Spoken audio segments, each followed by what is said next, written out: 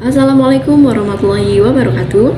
Kepada yang terhormat Bapak Jen Amori, Magister Pendidikan, selaku dosen pengampu mata kuliah Filsafat Pendidikan yang saya hormati, di sini saya Rizka Juitasari dengan NPM 195 akan mempresentasikan materi yaitu mengenai pendidikan liberal dalam membentuk kemandirian intelektual peserta didik.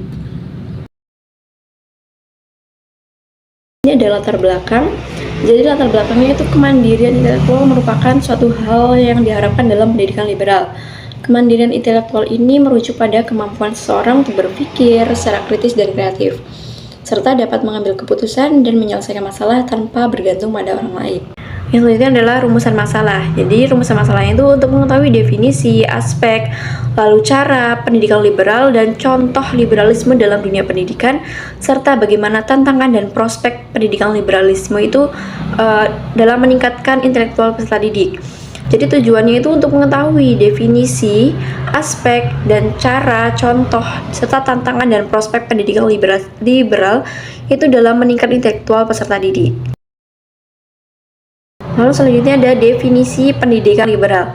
Jadi pendidikan liberal ini adalah pendidikan yang mengutamakan kebebasan peserta didik. Jadi pendidikan liberal ini berfokus pada pengembangan intelektual kritis dan keterampilan berpikir independen, memegang peranan penting dalam membentuk kemandirian peserta didik. Selanjutnya adalah kemandirian intelektual dalam pendidikan liberal. Jadi kemandirian intelektual ini adalah kemampuan untuk berpikir dengan cara yang struktur, mandiri, dan mengambil keputusan berdasarkan pemikiran yang matang. Lalu kemandirian intelektual ini dalam pendidikan liberal itu dapat terlihat dari beberapa aspek. Yang pertama adalah berpikir kritis. Lalu yang kedua adalah berpikir kreatif.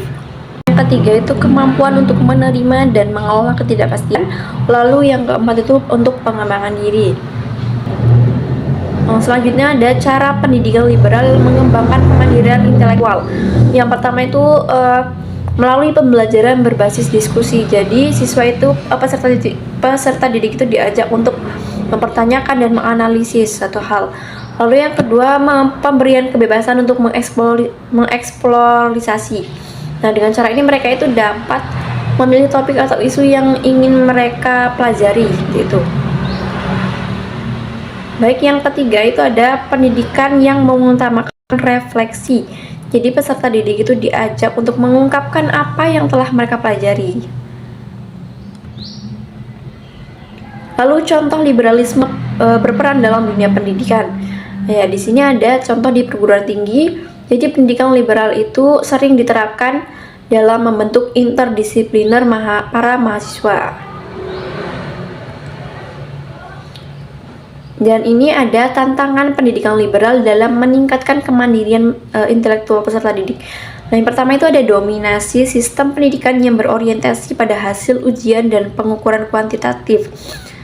Lalu yang kedua adanya kurangnya sumber daya yang memadai untuk menerapkan pendidikan liberal secara efektif. Lalu yang ketiga tantangannya itu dari perspektif budaya dan sosial.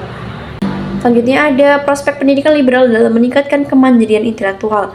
Jadi pendidikan liberal itu mempunyai prospek dengan adanya pendekatan yang mengutamakan analisis kritis dan kreatif. Pendidikan liberal itu mampu mempersiapkan peserta didik untuk mampu menyelesaikan masalah yang tidak hanya terfokus pada aspek teknis, tapi juga mempertimbangkan dimensi sosial, etika, dan mempertimbangkan filosofi dari masalah tersebut.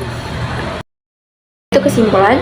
Jadi kesimpulannya adalah pendidikan liberal itu memainkan peran yang sangat penting dalam meningkatkan dan mengembangkan kemandirian intelektual peserta didik melalui pendekatan yang mendorong berpikir kritis, kreatif, dan reflektif. Nah, melalui penerapan pendidikan liberal, peserta didik itu tidak hanya memperoleh pengetahuan saja, tetapi juga dilatih untuk menjadi individu yang lebih mandiri dan bertanggung jawab atas proses belajar mereka sendiri. Dan sarannya adalah untuk memaksimalkan manfaat pendidikan liberal yang sangat bagus sekali ya dalam mengembangkan kemandirian intelektual peserta didik. Sekolah dan perguruan tinggi itu perlu menciptakan lingkungan belajar yang lebih terbuka dan mendukung eksplorasi ide-ide yang baru. Sekian presentasi dari saya akhiri. Wassalamualaikum warahmatullahi wabarakatuh.